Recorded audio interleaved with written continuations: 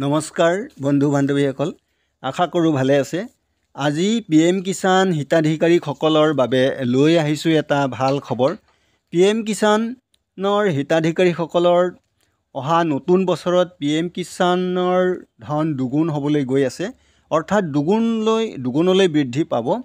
প্ৰতি বছৰত বৰ্তমান PM কিষাণৰ হিতাধিকাৰী বা কৃষকসকলে 6,000 টকা তিনিটা কিস্তিত 2,000কৈ পাই আছে, কিন্তু দুগুণ হোৱাৰ লগে লগে বছৰত 12,000কৈ টকা পাব।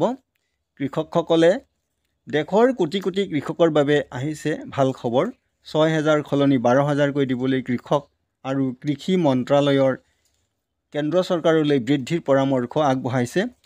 কেন্দ্ৰ চৰকাৰে এই পৰামৰ্শ গ্ৰহণ কৰাৰ লগে লগে অৰ্থাৎ মান্তি হোৱাৰ লগে লগে PM কিষাণৰ কৃষকসকলে বৰ্তমান যেনেকৈ প্ৰতি কিস্তিত 2,000কৈ বছৰত 6,000 টকা পাই আছে, তাৰ সলনি বা তাৰ ঠাইত কেন্দ্ৰ চৰকাৰে চিলমোহৰ মৰাৰ লগে লগে 6,000ৰ সলনি 12,000কৈ টকা পাব। এই টকা নতুন বছৰৰ পৰা পোৱাৰ যথেষ্ট সম্ভাৱনা আছে। 2025-26 বিত্তীয় বৰ্ষত বাজেটত উত্থাপন হ'ব বুলি কেন্দ্ৰ চৰকাৰৰ কৃষি আৰু কৃষক মন্ত্ৰালয়ৰ এক বিশেষ সূত্ৰৰ পৰা জানিব পাৰিছোঁ। যোৱা এবছৰ আগতে 6,000ৰ সলনি 8,000 দিয়াৰ কেন্দ্ৰ চৰকাৰে চিন্তা চৰ্চা কৰি আছিল, অৰ্থাৎ কৃষকসকলক যি বৰ্তমান বছৰত 6,000কৈ দি আছে, তাৰ ঠাইত 8,000কৈ দিয়াৰ কৃষকসকলক 8,000কৈ টকা দিয়াৰ চিন্তা চৰ্চা কেন্দ্ৰ চৰকাৰে কৰি আছিল, কিন্তু বৰ্তমান 8,000ৰ সলনি 12,000 টকা দিবলৈহে চিন্তা চৰ্চা কৰি আছে। গতিকে বন্ধু বান্ধৱীসকল, নতুন PM কিষাণ হিতাধিকাৰীসকলৰ বাবে ভাল খবৰ আহি আছে। অহা বিত্তীয় বৰ্ষৰ 2025-26 বছৰত বাজেটত উত্থাপন কৰি বিল পাছ হ'লে কৃষকসকলে 6,000ৰ সলনি 12,000কৈ পাব। আজি PM কিষাণ হিতাধিকাৰীসকলৰ বাবে লৈ আহিছোঁ এটা ভাল খবৰ। PM কিষাণৰ হিতাধিকাৰীসকলৰ অহা নতুন বছৰত PM কিষাণৰ ধন দুগুণ হ'বলৈ গৈ আছে, অৰ্থাৎ দুগুণলৈ বৃদ্ধি পাব।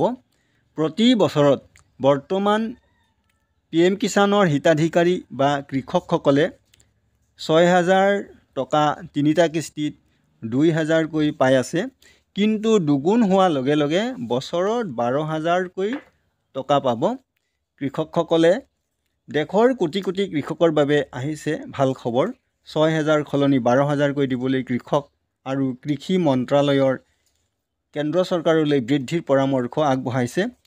কেন্দ্ৰ চৰকাৰে এই পৰামৰ্শ গ্ৰহণ কৰাৰ লগে লগে অৰ্থাৎ মান্তি হোৱাৰ লগে লগে PM কিষাণৰ কৃষকসকলে বৰ্তমান যেনেকৈ প্ৰতি কিস্তিত 2,000কৈ বছৰত 6,000 টকা পাই আছে, তাৰ সলনি বা তাৰ ঠাইত কেন্দ্ৰ চৰকাৰে চিলমোহৰ মৰাৰ লগে লগে 6,000ৰ সলনি 12,000কৈ টকা পাব।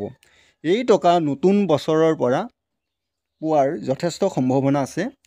2025-26 বিত্তীয় বৰ্ষত বাজেটত উত্থাপন হ'ব বুলি কেন্দ্ৰ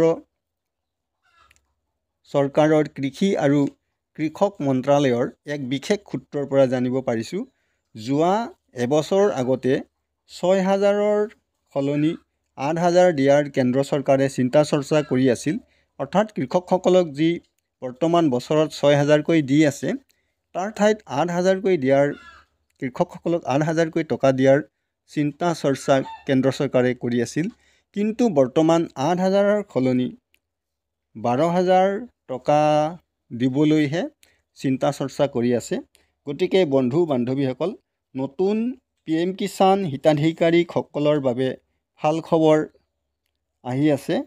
অহা বিত্তীয় বৰ্ষৰ 2025-26 বছৰত বাজেটত উত্থাপন কৰি বিল পাছ হ'লে কৃষকসকলে 6,000ৰ সলনি 12,000কৈ পাব। এইটোৱে হ'ল নতুন আৰু লেটেষ্ট আপডেট। নতুন আপডেট আহিলে এই চেনেলৰ যোগেদি আপোনালোকক জনাম। চেনেলটো নতুনকৈ চাই থকাসকলে ছাবস্ক্ৰাইব কৰিব।